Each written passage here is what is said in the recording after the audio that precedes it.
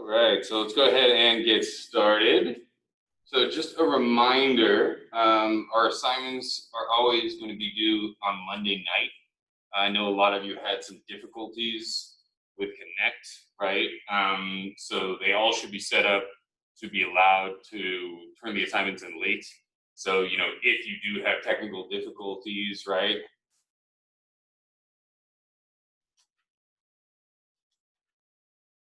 First thing you want to do is you want to, contact McGraw-Hill education people, right? Connect people and let them know. And then you want to let me know, email me.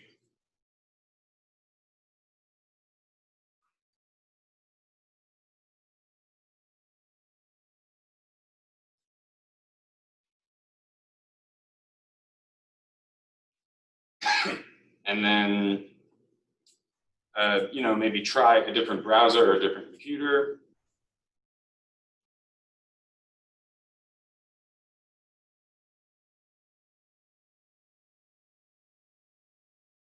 And if all those fail, then just wait. So don't worry about it. You can turn it in late. I'm not going to penalize you, right? But we do have, some deadlines that are coming up, right? In terms of on 9/7, so that's next Monday. Oh, sorry. It's day 1. So on 9/7, this upcoming Monday, right? 6 days from now, day 1. We have chapters 3 through 5.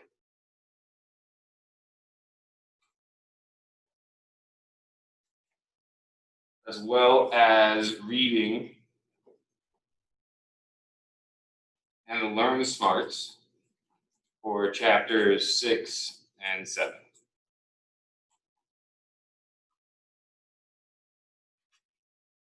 And then we've got stuff that's due the next week, right? And then I just want to kind of highlight to you guys and let you guys know that opening 9/17 and only open until 9/21 is your midterm exam.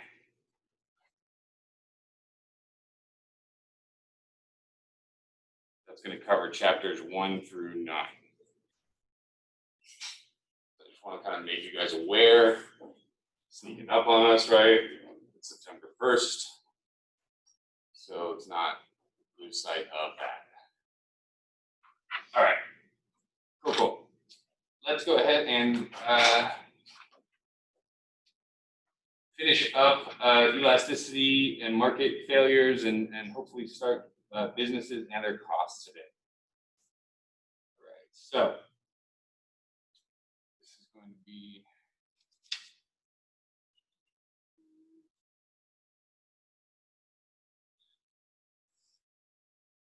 one introduction to elasticity.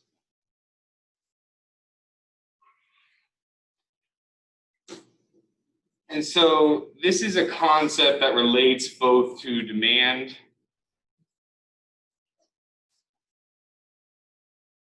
and supply, but you mostly see it talked about in terms of demand.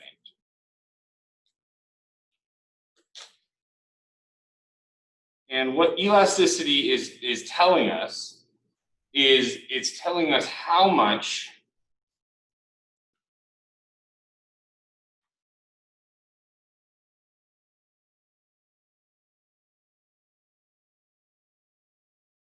our spending changes, right? Our consumption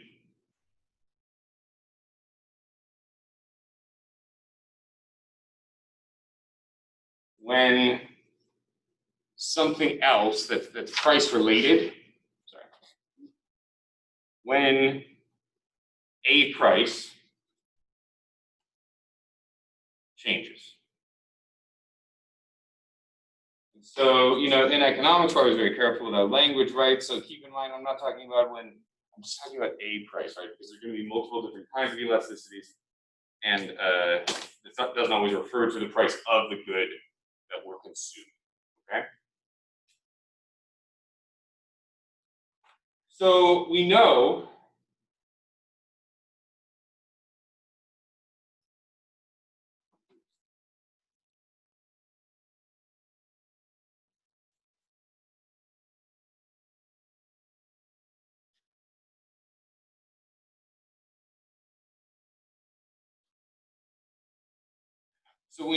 that the demand, right? That means that we've got the law of demand, right? What's the law of demand?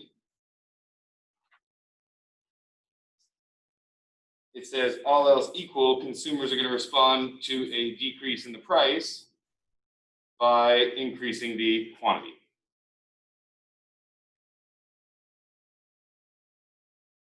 It doesn't really tell us that much more, right? Just the law of demand. So if we want to figure out the degree of responsiveness or sensitivity, right? So the degree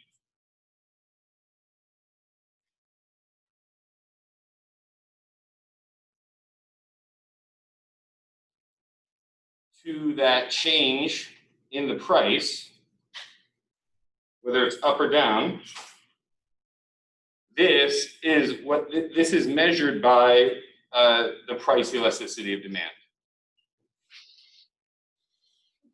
Oh, yeah, sorry. Sometimes my hand has been hitting that. Thank you so much for letting me know. Is measured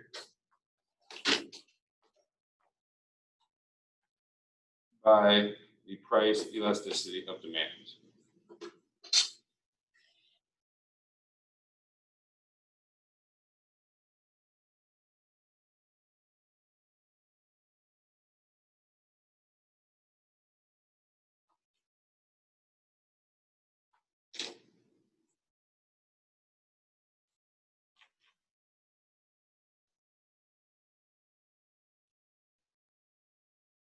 And so with this, right, we've got, if they are responsive to demand, we have an elastic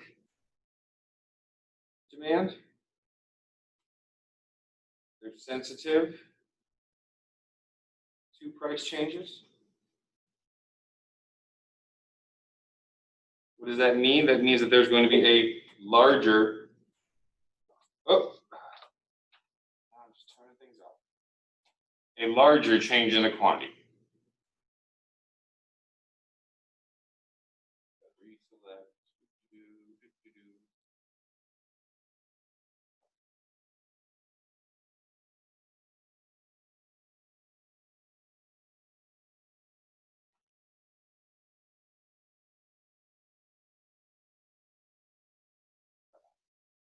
So that's going to be a larger change in the quantity whenever there's a price increase or decrease. And then alternatively, right, we've always, you know, if there's elastic, there's going to be something that's not elastic, right? So we call that inelastic demand. And so elastic, we can think about like a rubber band, right? You know, it's very stretchy in terms of the quantity is going to change a lot, right? Whereas inelastic is going to be, you know, a ring, a steel band, right? It doesn't move a lot, right? So this is going to be insensitive to price changes. And small change in the quantity.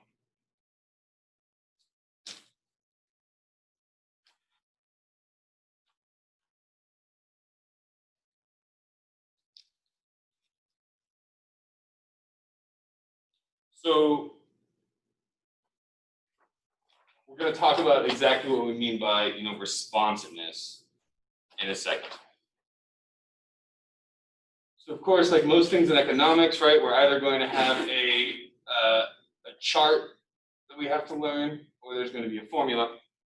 And so with this, we have a formula, right? So C price elasticity formula.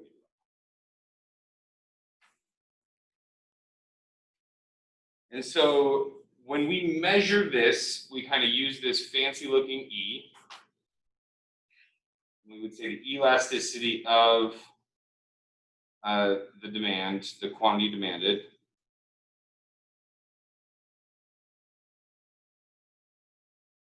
Is equal to.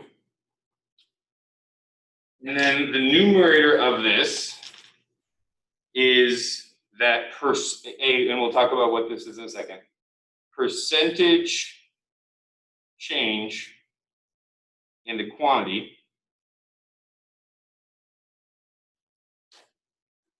and the denominator, right? This is going to be divided by since we're talking about the price elasticity, again, I told you there's multiple kinds. The percentage change in the price. So what are you talking about when you're saying percentage change? Well, any kind of, so let's just kind of take a sidebar here.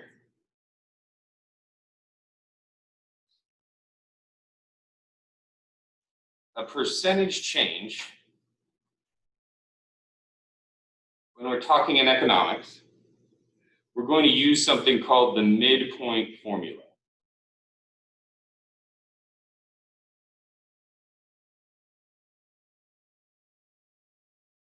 And so let's just say it's a percentage change in the price of coffee.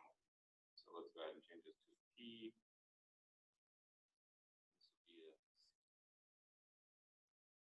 The percentage change in the price of coffee, right? So coffee used to be 25 cents, and now it's $2. What is the percentage change in the price of coffee? So the way that we're kind of used to doing this, right, is we do new minus old over old, right? The way we normally do, and then we times by 100. But that ends up skewing the results by the magnitude of whatever that old thing is. And oftentimes, we want a more representative measure of this percentage change. So instead of doing new versus old over old, so we're not going to do new minus old over old times 100, right? We're not going to do this. What we're going to do instead is we're going to do new minus old divided by the midpoints, which is going to be new plus old, the average of the two, divided by 2.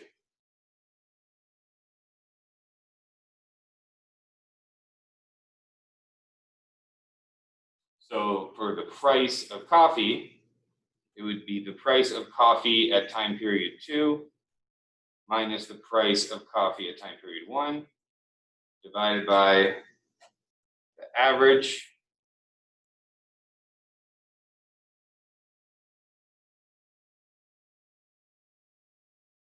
So when I plug these values in,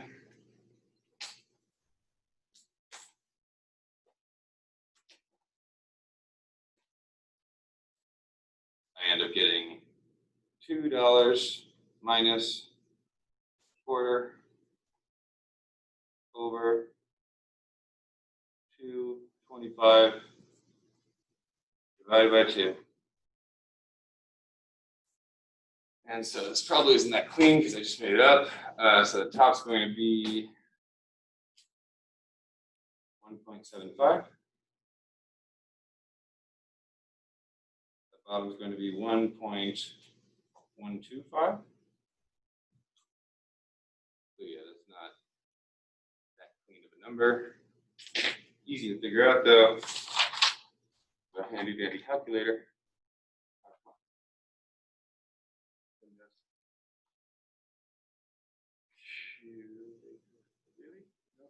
Okay. So if you have no calculator, can always use Google. So this is going to be 1.75 divided by 1.125. 1.5 repeating.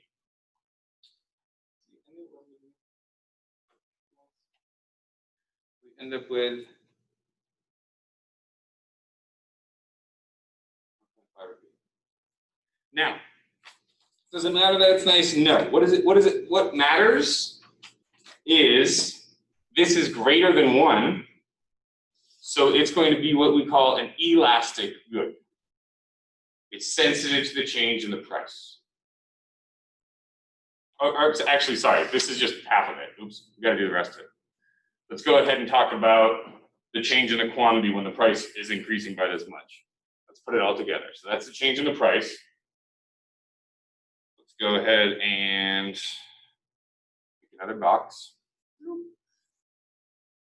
This time we're going to talk about the change in the quantity, right?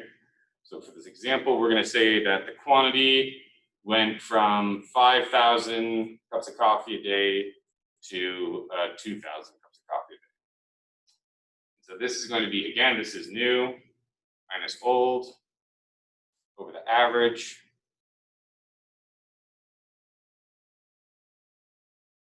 So we end up with 2,000 minus 5,000 over 2 plus 5 is 7, 7,000 divided by 2. This ends up being negative 3,000 over 3.5 thousand. Which again, we'll ask Google what it is. 3 divided by 3.5 points.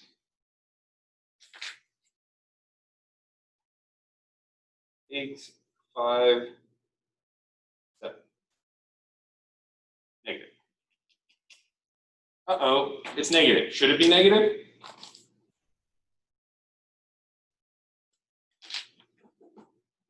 And we're working in that first quadrant of the Cartesian coordinate plane, right? We're working in the positive, positive. So what's going on? Why is there a negative here?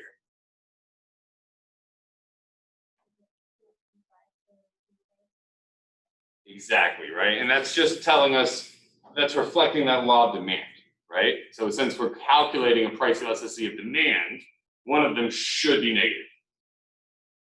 If the price drops, then that percentage change in price is going to be negative. If the quantity drops, that percentage change in price should be positive. Very good. And so what happens here? So I actually left a step out. What step did I leave out? Do we have percentage changes right now? No, right? We have to multiply these by 100 in order to get those true percentage changes, right? Negative 85.7 is my percentage change of the quantity. And with my price, that one, when we times it by 100, ends up being 155.5% increase in the price. So we all clear on how to calculate those two different things using that midpoint formula. Cool. So now let's calculate, let's put them together. So if we put the percentage change in quantity where it should be, and of course I did the wrong colors because my brain. So this one is going to go up here to the top, right? That's the percentage change in the quantity. I'll stick to the same colors up here. Okay, so this is negative 85.7%. And then the percentage change in the price is 155.5%.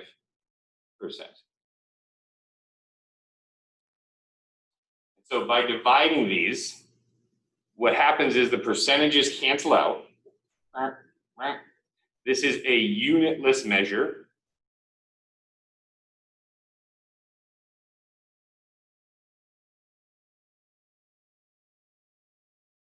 So when we evaluate what that is,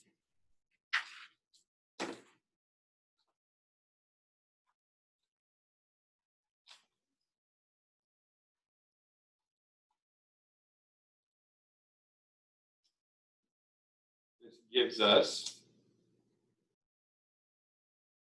so 0.551. And so what does this? This means this is less than 1, which means that coffee is an inelastic good.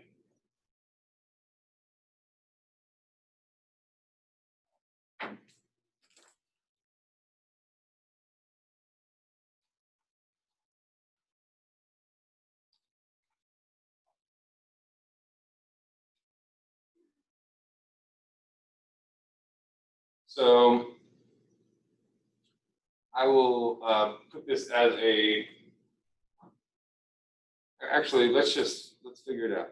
So coffee's actual elasticity in real life, so I just looked it up. So I'm far off. Oh, so here's the other thing too. See how I automatically converted it to positive, right? Even though it's negative.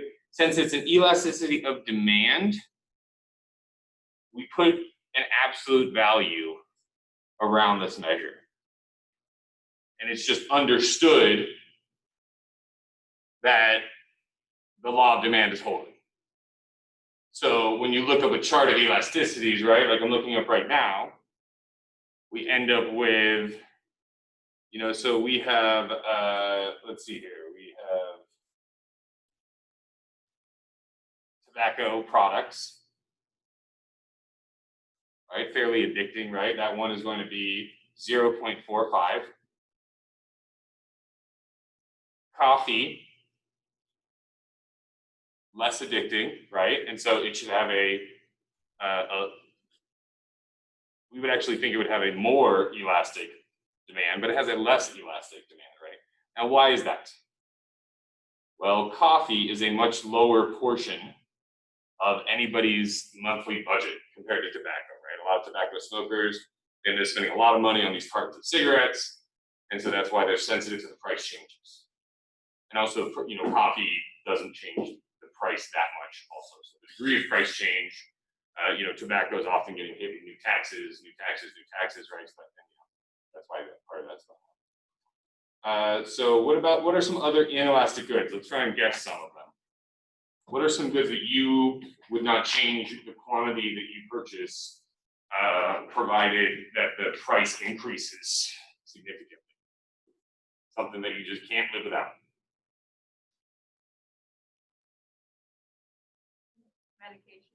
Medication, yeah, very good. Absolutely. So the one that we love to use, they don't have a measure here, but the one that we love to use here because it's a mnemonic is insulin. Right? Insulin is inelastic. Let's start with in. Doesn't matter how much they increase the price of insulin, you're gonna buy it because you don't want to die if you're diabetic. Right? So insulin is inelastic. Some of the other stuff that we have, you know, gasoline. You know, you need it to get to school, you need it to get to work, you need to get to the store, right? So there's two different measures that we have of gasoline here, though, okay? So let's talk about what we mean by two different measures. So in the short run, it's 0.2. We're very insensitive to the changes in the price, right? Because we have a routine, we have a car, it gets a certain gas mileage, we go a certain amount of miles every week or month. There's not a lot we can do about that. In the short run, it's very low. But in the long run, so essentially the big difference between the short run and the long run is the short run, your hands are kind of tied by something, right? And in the long run, you're able to change the factory that you're in. You're able to change the amount of ovens or the size of it, or you're able to change the efficiency of your car, right? You're able to purchase a new car. And so what did we see? we saw this, a lot of people getting rid of their SUVs when the price of gasoline spiked in the middle of the 2000s. And that's why the long run elasticity of gasoline, it's still inelastic, don't get me wrong, but it's a lot less inelastic, right? It's closer to what we would say is a unit elasticity, which we'll talk about those goods in a second. What are some more inelastic goods that we would think about? Well, what about, going to the doctor? That's pretty inelastic, right? 0.6. Airline travel in the short run.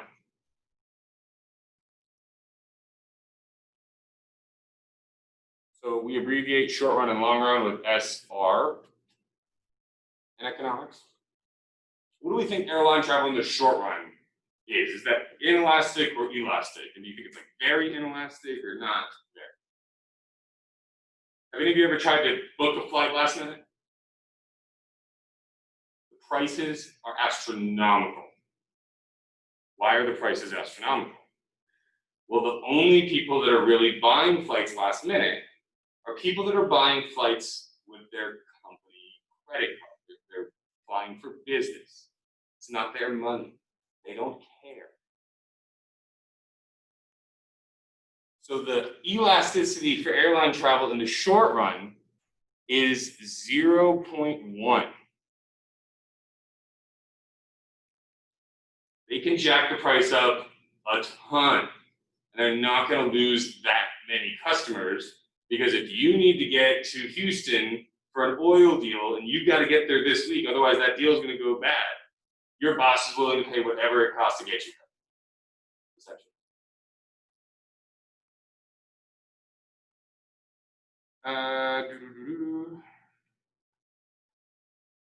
What about, and this is going to be a big one soon, right? We didn't need to turn the heat on last night. It was beautiful, but it got cold, got a little nippy, right? And so soon when it gets cold, we're all going to need some, some heating, right? So residential natural gas.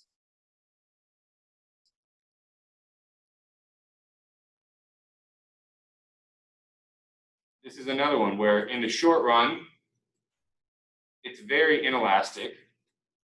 And in the long run, it's still inelastic, just not as inelastic. Now, why is that? People are going to upgrade and get more efficient furnaces. People are going to use their electric heater, baseboard heaters or something instead, right? Or get central air or whatever. But so long as it's in the short run, and also a big thing is, so long as it's not a huge increase in the price, so long as the existing product is not a large portion of your income. Now, what about things that are unitary elastic, right? So let's talk about just some examples of things where, the quantity, the percentage change in the quantity is going to be exactly the same as the percentage change in the price, right? So these are unitary elastic goods. So these are, movies, shellfish consumed at home, grocery store, tires, another one where it's long run, short run, but in the short run it's 0.9, in the long run it's 1.2.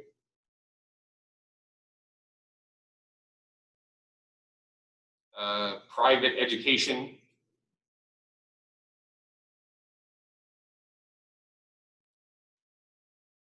All of these are around 1.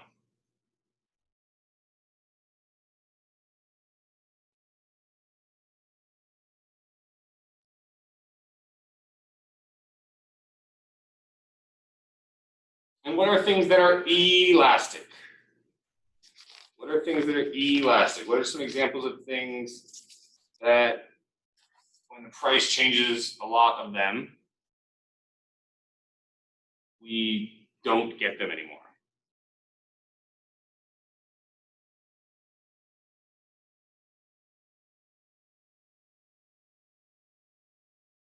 So if E is greater than 1, that means that my percentage change in the quantity demanded is greater than the percentage change in the price.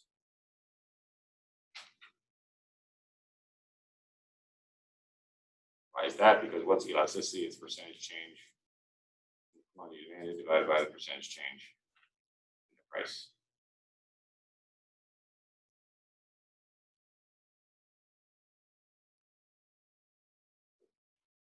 So what do we expect some of these goods to be? Well, one of the first things that happens in our session, or when prices increase or whatever, right, is people start going to restaurants, right? Restaurant meals. They have an elasticity of 2.3. We've got foreign travel. This is another long run thing, right? In terms of people planning, we're not talking about short run business trips. We're talking about just your average Joe Schmo. That's 4, pretty elastic. The price of that increases. People are going to not do it as much. Same with airline travel, just domestic airline travel. In the long run, it's a little bit less though, right? Because it's, you know, less costly, less barriers to, you don't have to get a passport, all that kind of crap. Strangely enough, we have data on fresh green peas.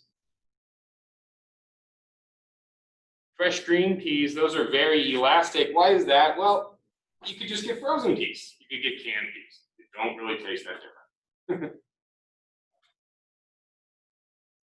And the same thing with fresh tomatoes.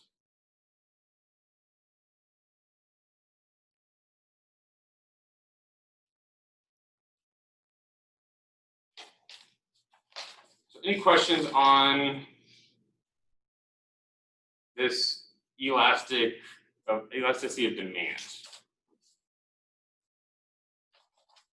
Let's look at the. So let's look at this graphically.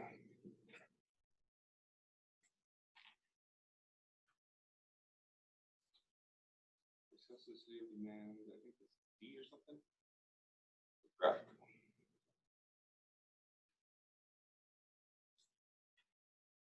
Or yeah, just graphical.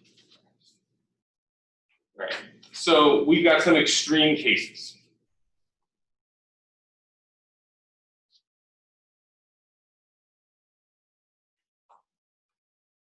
What would you say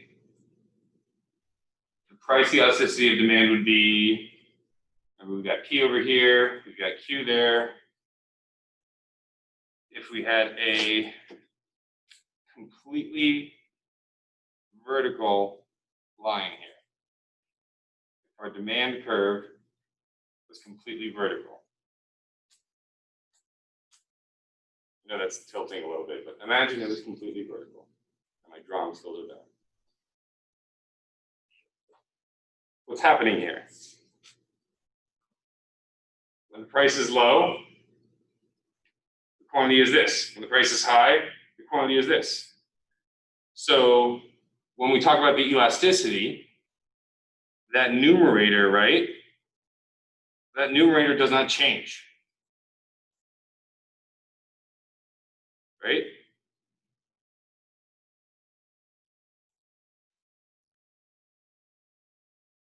Quantity demanded is always 20,000. This is our insulin example.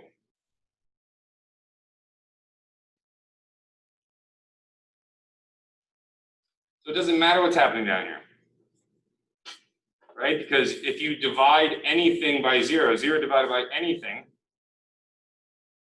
is equal to 0. And so when our elasticity is 0, this is the extreme case of perfectly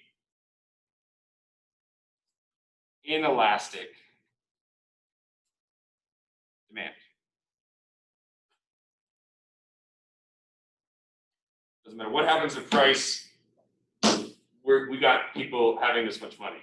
So you guys probably don't remember it. There was this Wall Street trader, Martin Shkreli, and he became quite infamous a while ago because of the fact that he, his company was a vulture capital company, right? Which is exactly what you would think it is, right? They're vultures. They prey on other dying companies. They buy up their assets as they are about to close up, and essentially reorganize them. And so he bought a pharmaceutical company that had it was like some treatment for, and it was like, it was the only treatment for some condition, and he increased the price of it by 7,000%. For no other reason than he could. And it got picked up by the news media and everything. It became this whole thing, and essentially, that is the best example of that perfectly inelastic demand curve, right? He could jack the price up a whole bunch and not worry that the quantity demanded was going to change at all. So what's our other extreme case, right? If that's the perfectly inelastic demand curve, then what would the perfectly elastic demand curve look like?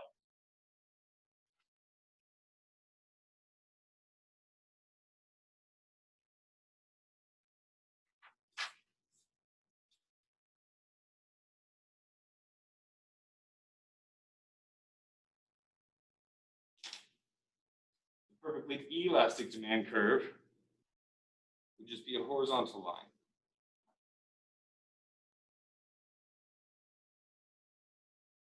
If the price changes at all, so think about it as there's a set price of, like bottled water is $1.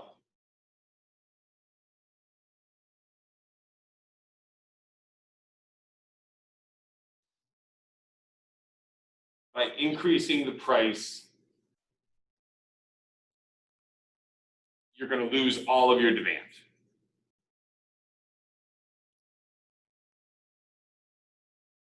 So this is an extreme case of something that is perfectly elastic. So the elasticity of demand is infinity. Because essentially the percentage change and that quantity demanded is so large. It's essentially everything. If you increase the price above $1, nobody's going to buy it. So this is the perfectly elastic demand curve.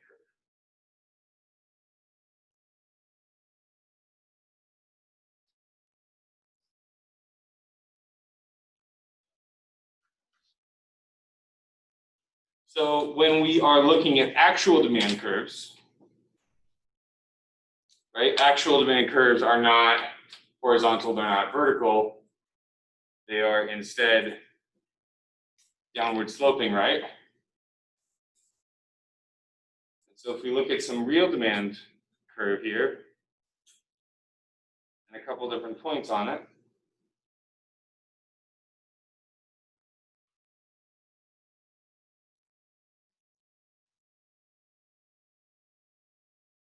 how do we figure out the revenue that a particular price is giving us, right? So let's say that the price is $2. Well, the revenue, the total revenue, is this rectangle right here. It's the quantity that we sell, the quantity demanded, times the price. So our total revenue is equal to the price times the quantity demanded. So the price is 2, quantity demanded is 10. So this whole thing is 20. It has an area of 20. The total revenue is an area on this graph. It's measured as an area. What about when we lower the price? Well, by lowering the price,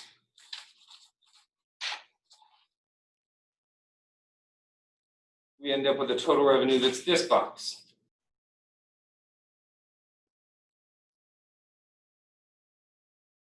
Which is $1 times 40, which is 40 bucks.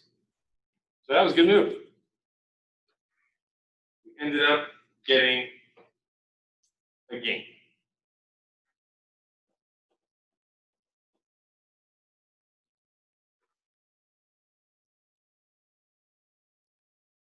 What we lost, this part up here, which is what? An area of 10. is outweighed by the gain that we got by lowering the price. Right? We ended up gaining 30. And so this is the result of a lower price and an elastic demand, right? So lower price plus an elastic demand is going to give us an increase in total revenue. Oh, sorry.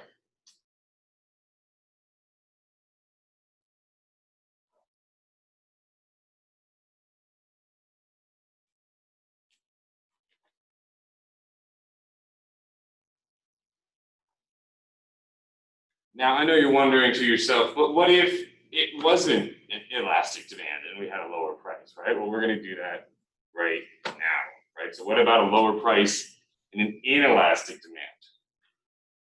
Great question.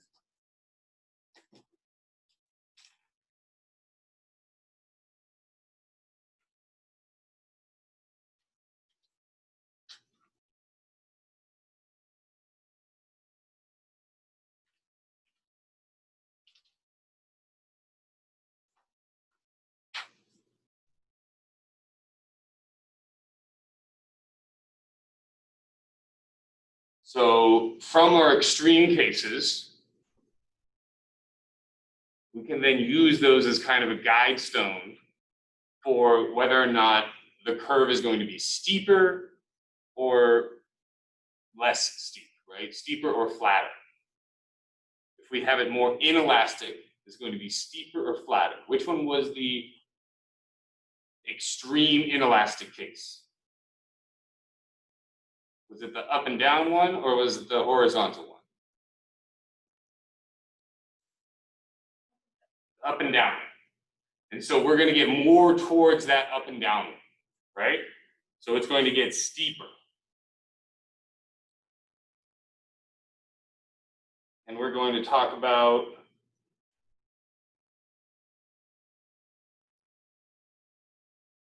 a $4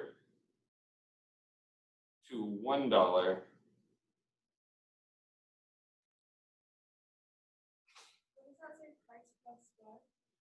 Oh, lower price plus inelastic. Is equal to question mark, right? We're trying to figure out what that does to total revenue now. And so if it's an inelastic curve like this, right? So this is inelastic. Then when we're calculating that initial total revenue,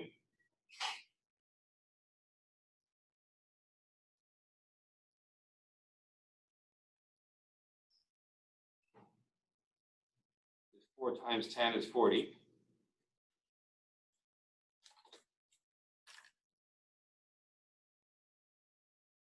And our new revenue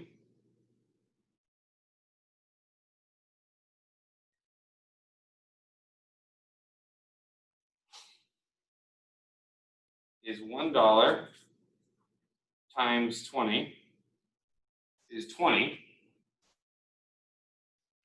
So what happened to our total revenue this time, right? It went from $40 to $20. And so this is going to result in a net loss.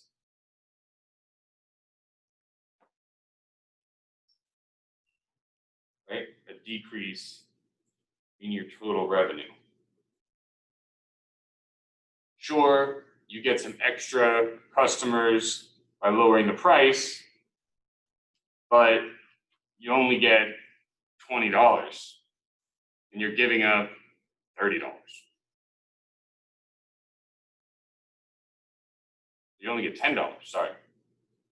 This one's $10, this one's $10. You get $10 by lowering the price, but you're giving up 30. This whole block is $30. A win.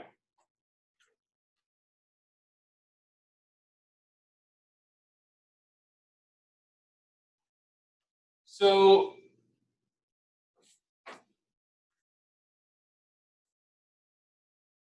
most curves, well, I mean all curves actually,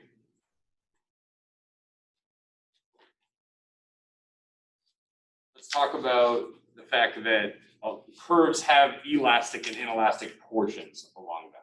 And then we're going to take a video break. And then we'll wrap this up.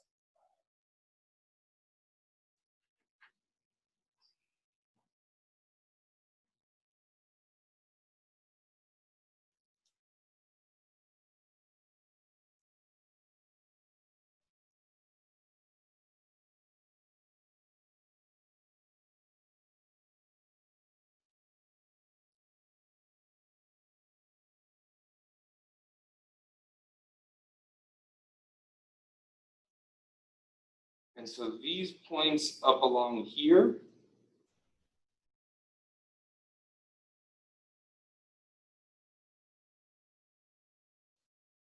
all of these have an elasticity that's greater than 1. All of the ones that are in the middle here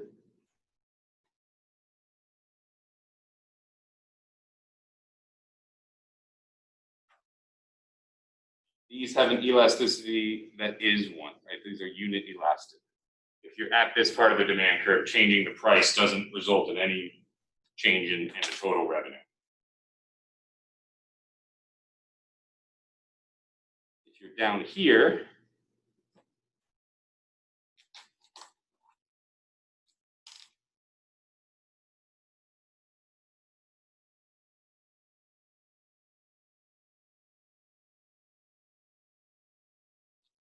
these are all inelastic.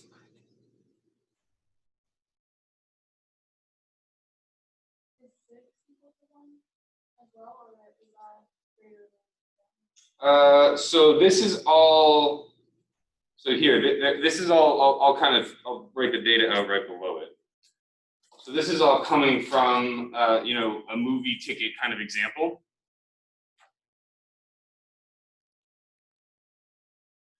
And so when the quantity of tickets is 1, the price is going to be 8. When it's 2, it's 7, 3, 6. So it's just a slope of 4, 5, 5, 4, 6, 3, 7, 2, 8, 1. These are all the prices.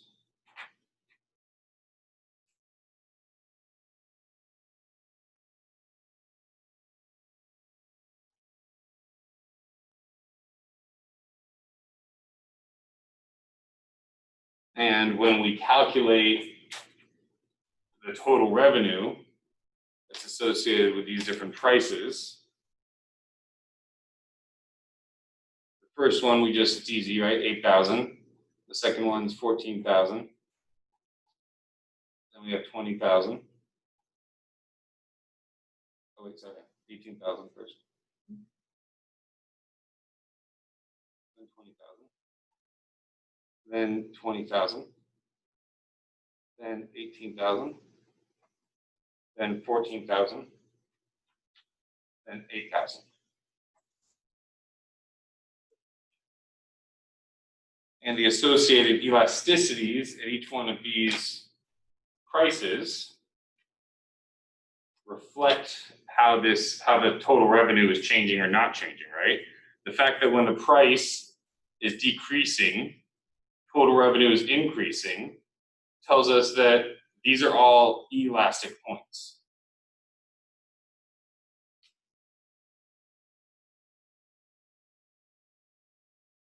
Increases as the price decreases.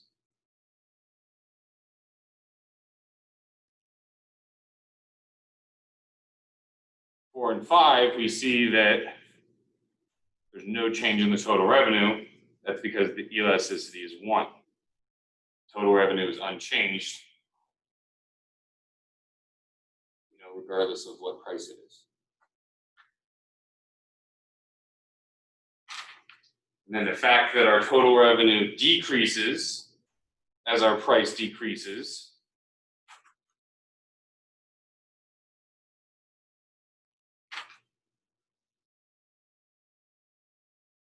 that means that these all have an elasticity less than 1. They're all inelastic.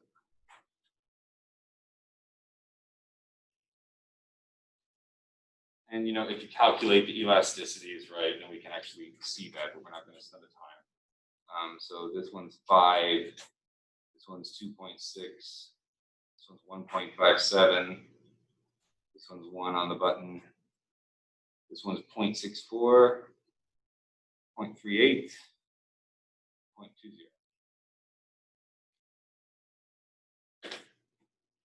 So I want you guys to not get kind of comfortable with, oh, it's steeply sloped, every point along that curve is inelastic. Oh, it's really flat, every point along that curve is elastic. If it's really flat, most of the curve is elastic. Maybe only the relative parts of the curve are elastic.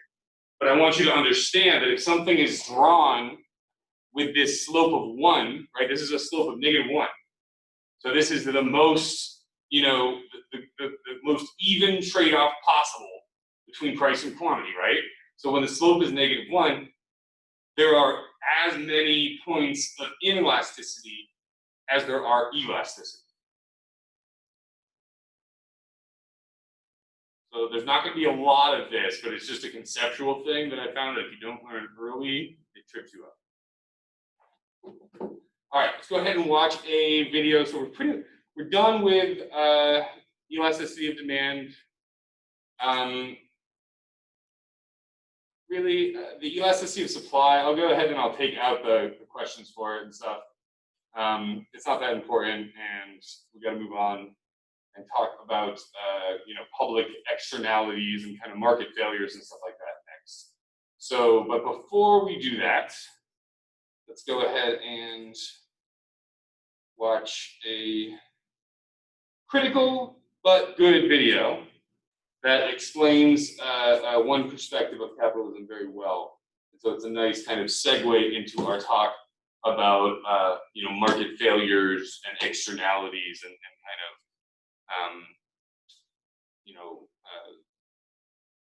yeah.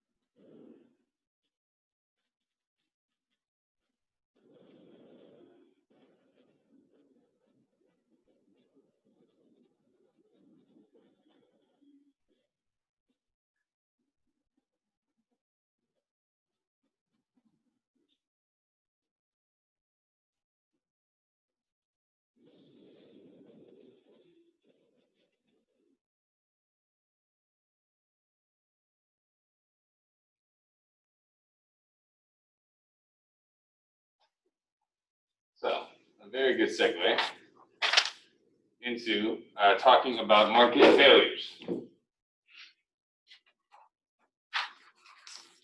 So, market failures.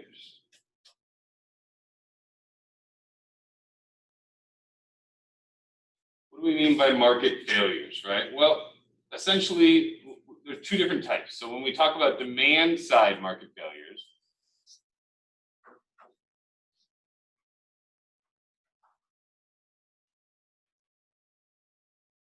this is the result of an inability to charge people what they're willing to pay, right? So you're unable to charge that willingness to pay. And so what's an example of this? An example of this would be fireworks.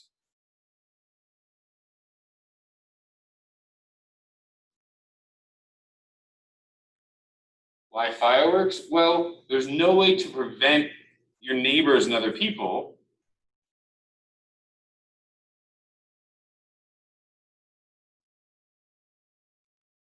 from watching the fireworks.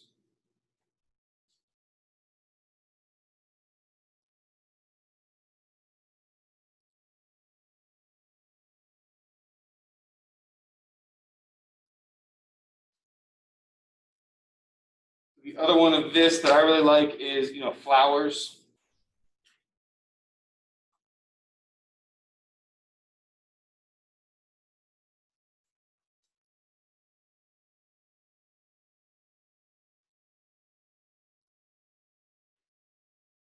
The same kind of thing, right? No way to prevent, passerbys from enjoying them. The sight, the smell, whatever it is. What about a supply side failure? So supply side failure is when the product or service, the producer, fails to pay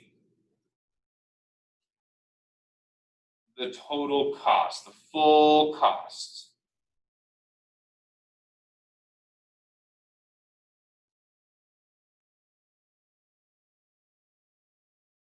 So what do I mean by the full cost? Well, there are something called externalities, right?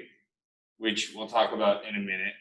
But so the biggest example of this is pollution, right? Firms don't pay for the pollution they cause.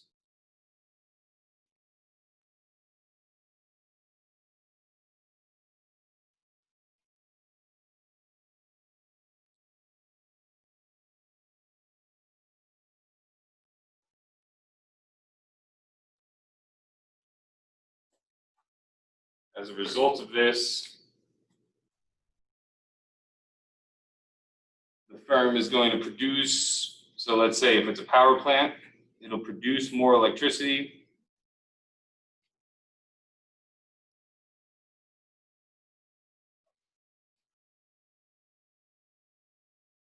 And more pollution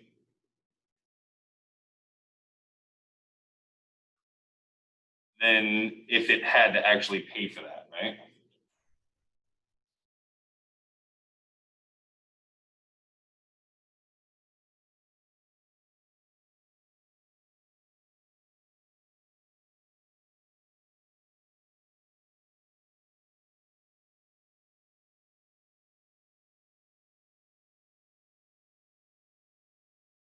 So when we're talking about markets, we're talking about these failures, right? They're failures because some sort of efficiency has been lost, right?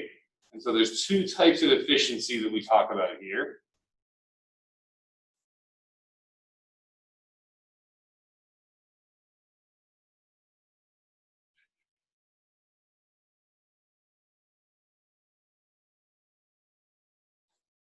So in order to be efficient, right? So to be or not to be efficient, we've got to have demand fully reflecting that willingness to pay.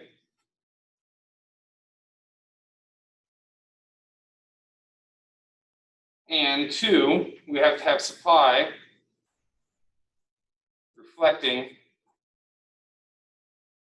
all factors of production, cost of production. We shouldn't say that, we should say cost of production, sorry. Because, hidden costs.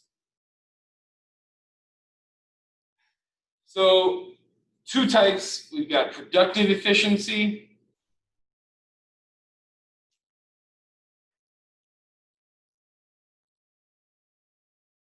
It's what it sounds like, right? In terms of you're producing goods in the least costly way.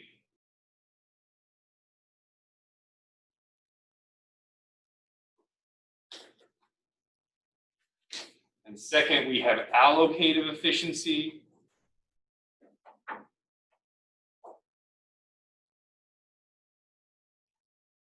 This one is definitely the one that you're probably more likely to forget. Allocative, right? So we allocate things, in a lottery. So things are allocated according to income, right? Things are distributed. Allocative is about distribution. It's about the fact that the mix of service, right? So is the mix of goods and service most highly valued by the society?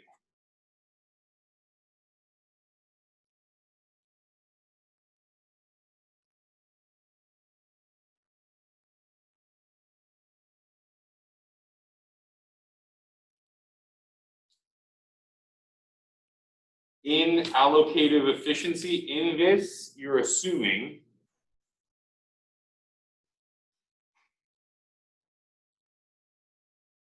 minimum cost production. So you can't have allocative efficiency without productive efficiency, but you can have productive efficiency without allocative efficiency.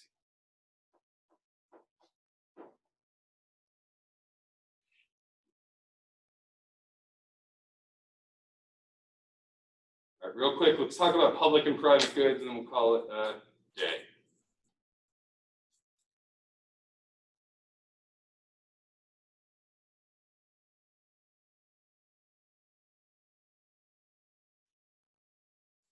What do I mean when I say private goods?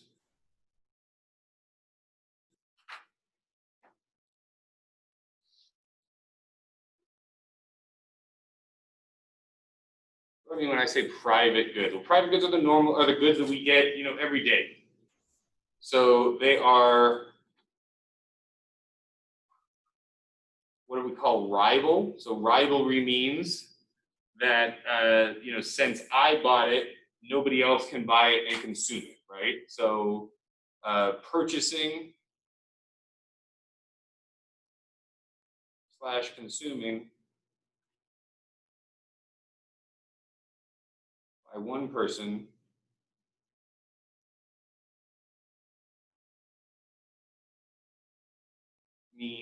essentially means that the good is no longer available. Makes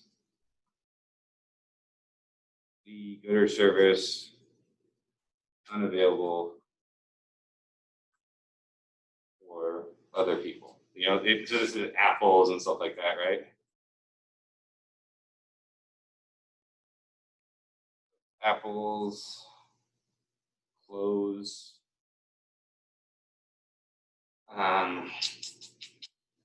food. Yeah, that's apples. A lot of different stuff, right? Toys.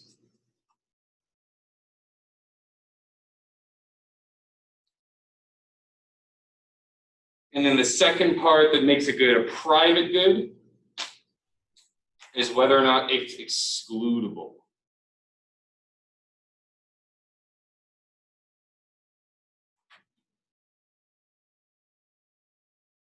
So this is when, so sellers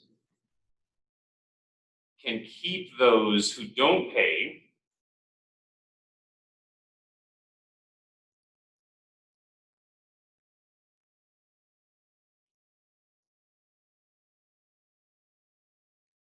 from obtaining the benefits of that good.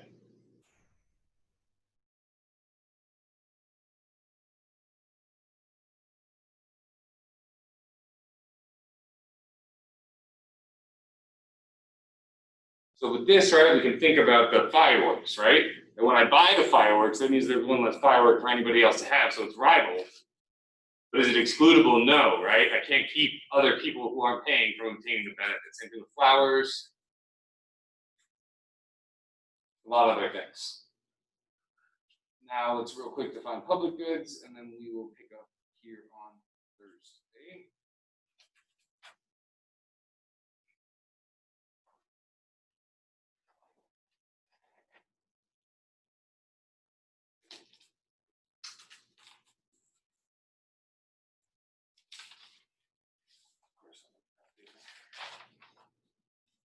Public goods.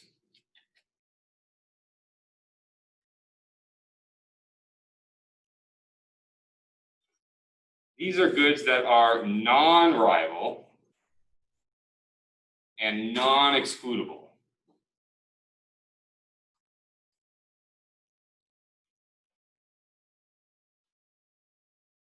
So this is, air, national defense.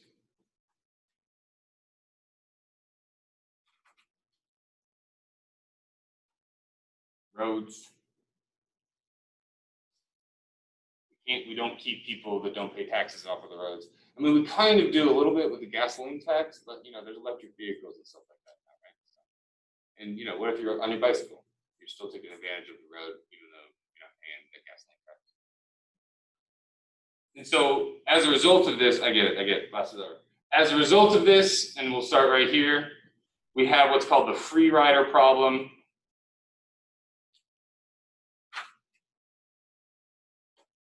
Which consumers are going to enjoy the benefit without having to pay, so there's going to be underconsumption of that good. All right, I'll see you guys on Thursday.